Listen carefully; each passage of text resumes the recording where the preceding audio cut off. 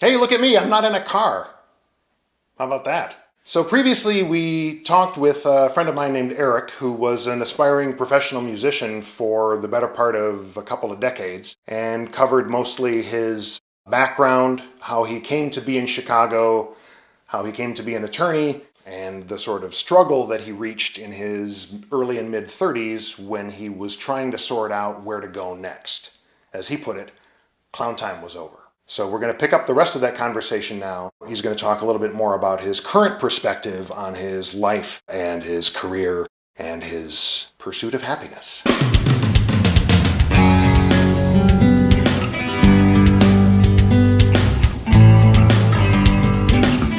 So you were exploring different ways to get back into professional life, which I had never really started. Right. I mean, my initial steps in that direction years prior had been almost entirely abortive. I like the intellectual part of the mental challenge of law school. I'm not from a family that was involved in business at all, and that was really alien to me.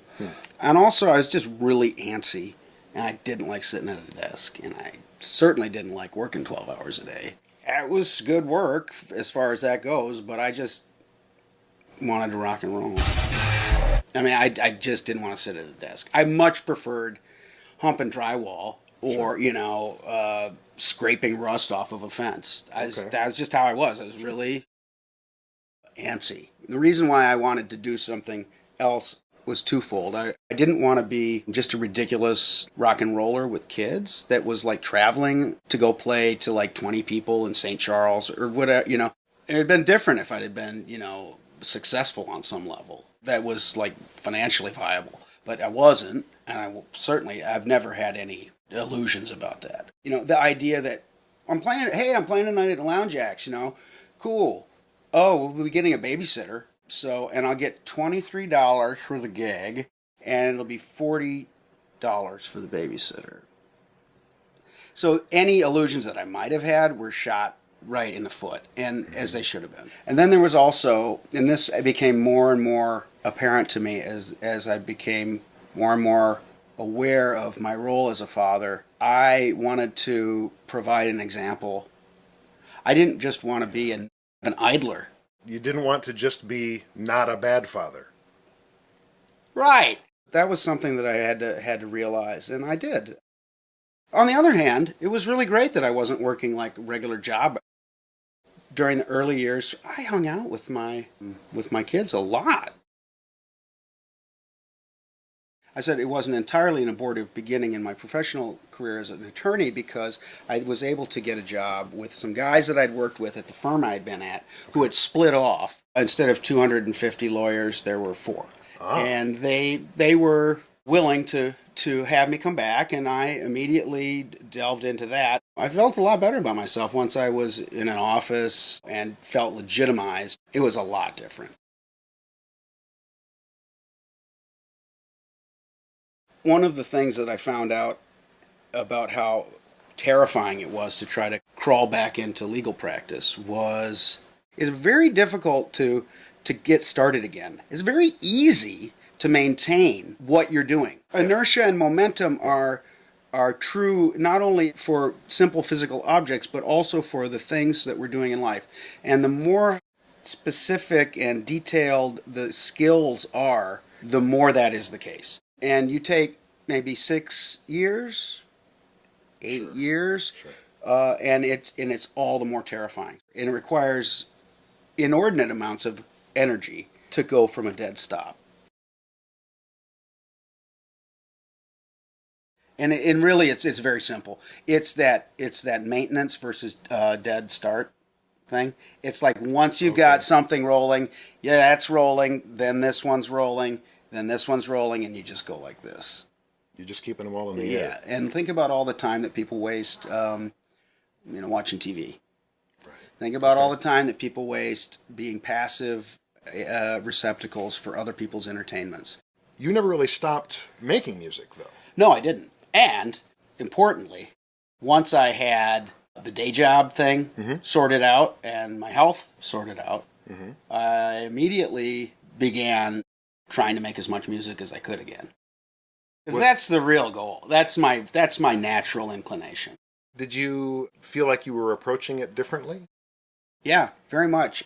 All I wanted to do was play with people who I really liked. Mm-hmm. I immediately went to talk with Mike and said, dude, I want to stop playing really massive rock and roll and play in a different style. Try something different.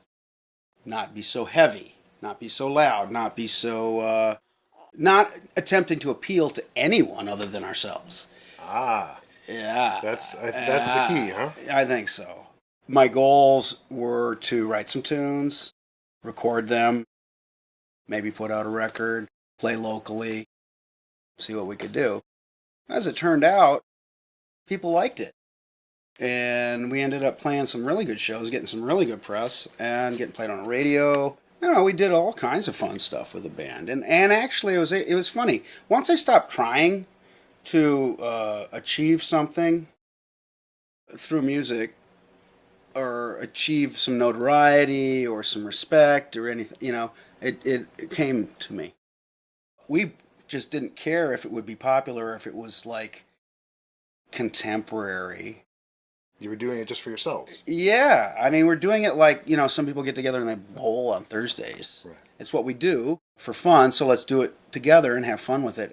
And so as a result, I've achieved more in that band than I had prior, and it was at a point when I decided I'd given it up.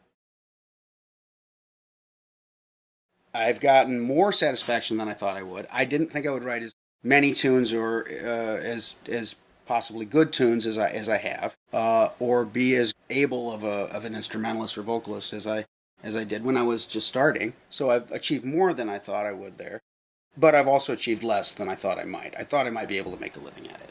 Well, it sounds like just because your initial goal didn't materialize, right, you didn't get nothing out of it because something else that you hadn't foreseen. Well put. My creative aspirations have been to have more of an impact on a smaller number of people rather than sell records. Sure. So when I say a more of an impact on a smaller number of people, I mean like people who I play with, music with. We impact each other, and that's valid. And it's a manner of communication, and it's a manner of being with people that I really enjoy. You have to recognize your changing conceptions of what it is you're trying to achieve. So it becomes increasingly important to have friends and create a culture of our own. Yeah, absolutely. I think, but... Good words. I tried. So last week we talked about... Not last week, but... Milwaukee and Des Plaines, Milwaukee, Halstead and Des Plaines. And we'll cut that part out, so people don't camp out there. Oh, yeah. As a lawyer, my advice to everyone, including myself, is to deny everything. Okay. They had impacted bacterial matter on all those cavities. They had to scrape all of those out. Then they increased the openings. Seems to me like everybody's, all the artists are, what they're really getting into now is computers. But, You've had enough life experience now that you